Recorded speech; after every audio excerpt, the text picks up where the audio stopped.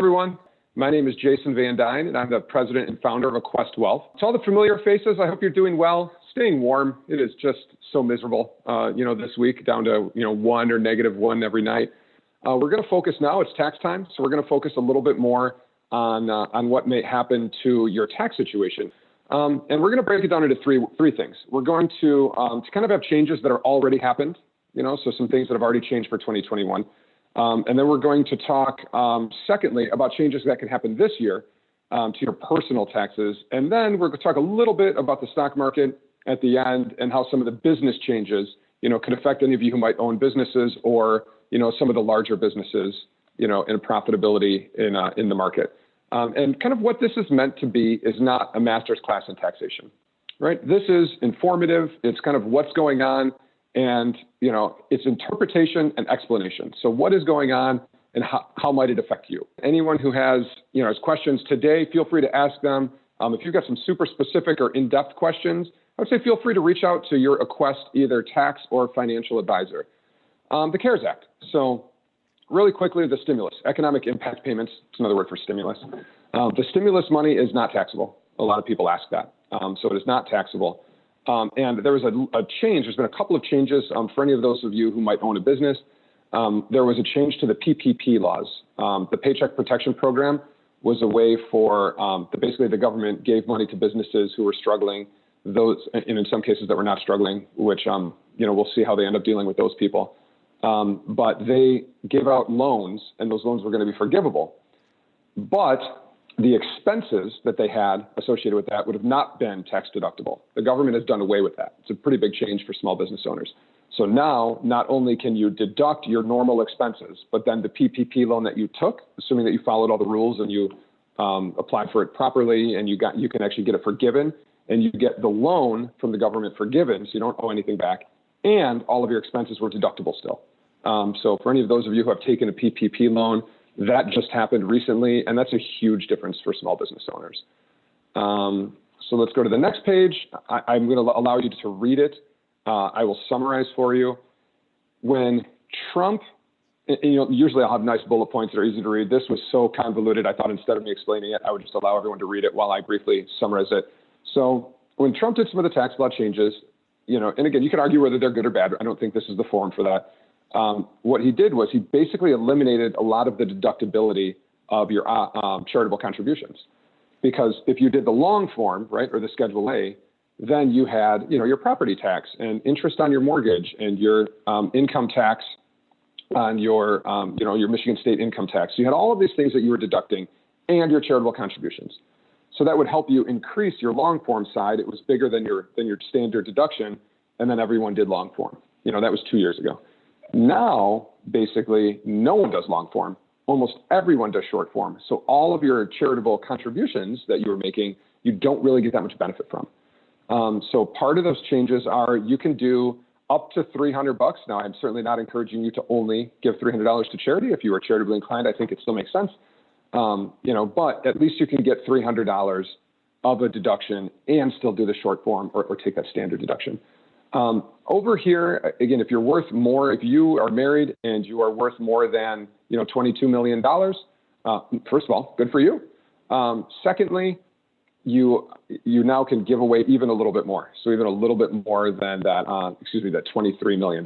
You're able to give to your kids without paying the what's called the death or the estate tax. And as it states, here, that's up to 40%. So that doesn't really, quite frankly, apply to that many people in the whole country, let alone our client base. But if you do happen to be up there, or you think you may, you might want to start using that and do some gifting. I would encourage you to talk with whether it's, an attorney that works out of our office or your own to figure out how to utilize that increase. And then what a lot of our clients actually do, though, is the gifting. And the gift exclusion per year annually hasn't changed. So last year it was $15,000, and this year it's $15,000. So let's see. Oh, this is a big one. Required minimum distributions. So required minimum distributions are super not well understood. Most of our clients think you have to take all of the money out when you turn 70 and a half, or a huge portion of it. They didn't really realize it was less than 4%. So 3.65 to be exact, at 70 and a half that you had to take them. You didn't have to take them last year. but you probably will have to take them this year. So as of right now, you have to take them. But who knows what the government is going to change over the next several months. They changed that 3 times in just the first 4 months of last year alone. So who knows if we'll have to take it or not this year. We're kind of encouraging people, if you don't need the money now, maybe don't take it, because we might be able to skip it for another year, give it another couple months, and let's see what happens. But also a big thing is the age got changed from one of the weirdest ages in the tax code, 70 and a half. It got changed to 72. So that's nice, got pushed off a little bit. So not only did you not have to take a required distribution last year, but also they raised the age to 72. There are 2 individuals, Neil and Brady, I believe, and they're doing something which is you don't hear a lot about anymore, which is bipartisanship. One is a Democrat and one is a Republican, and they are trying to push legislation through the House committee right now to get the required minimum distribution increased all the way to 75. And then there are a couple of other people saying, because we killed the stretch IRA, who cares about a required minimum distribution? Why would we force people to take money out of their IRA? When they pass away, their kids are going to get it, and they've got to take it out relatively quickly anyway. So why don't we just eliminate this? I think that it could make sense for everyone. Lower income people that have saved money don't understand these rules as well, as people that have financial advisors and have a tax advisor and get a lot of advice, like the people on this call. And the penalty for not taking your required minimum distribution is gigantic. It's 50% of what you should have otherwise taken. So, for the people at the lower end of the spectrum that don't really understand that, they're going to get these huge penalties. And for the people at the top end, that have a lot of money in their IRAs, they don't want to take it out because they don't probably want to pay all the taxes associated with it. So required minimum distributions really don't help anyone other than maybe the government by collecting some tax money a few years sooner than they otherwise would. But I would say if you are 69 or 70 right now, that they're probably not going to have to take it until 75, for sure not until 72. And assuming they move it out to 75, I would assume you don't ever have to take it because they'll probably do away with it in the next few years. But that was a pretty big rule. A lot of our clients that are, I would say, 68 to 71, which is a big chunk, they're very concerned with these things, and the government has made some pretty big changes that is relatively beneficial to them. I'm going to go through this slide relatively quickly. The retirement plan distributions. So you were able to take out up to $100,000 last year that was not subject to a penalty. You might be thinking, well, why are you telling us what I could have done last year? That's not that helpful. I just want to remind you that you do have 3 years that the income that generated, still you have to pay tax on. You just don't have to pay a penalty. But you can pay that tax over 3 years. You don't have to pay it all this year. So, anyone who might do their own taxes or have a CPA that doesn't know that, I just thought I would review that quickly. Also, loans. If you were to take out a loan, you're going to get a choice on how long you have to pay that back. And a lot of times the paperwork last year, so like 4 or 5 years was the maximum. The government forced them out to 6 years. You also did not have to make any loan payments, from basically when the pandemic started until just this year. So if you are now doing that, you have the ability to go back to your 401k company, if you care to, have a longer period to pay it back and say, no, I don't want to start a 4 or 5 year one, payback period today. I want to do a 6 year. So for someone who may be still being negatively impacted economically by the COVID pandemic, you would be able to reduce your outflow every month by spreading that out over a longer period of time. Again, I can't say whether that's a great decision or not a great decision, but I think it's important to understand that you do have the ability to do that, and some families may need to. I thought this one was interesting. They repealed the maximum age for IRA contributions. A huge percentage of people are doing retirement differently now. They're not just working at a company for 30 years and then retiring and then doing nothing forever. They're working at 3 or 4 companies, and then they go down to like a semi-work schedule, and then they go down to a part-time work schedule. That's incredibly common today. And those people don't really need the money. They're just doing it to do something.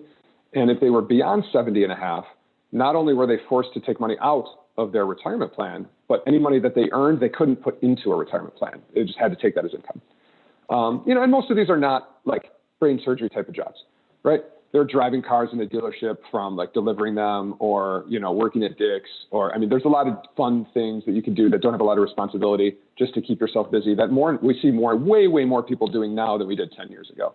And I don't think it's because they need the money. I think it's because they still have a lot of, energy and they like to be out socially. My mom volunteers at a retail store. It's like kind of like a Goodwill, but in Colorado, 3 days a week.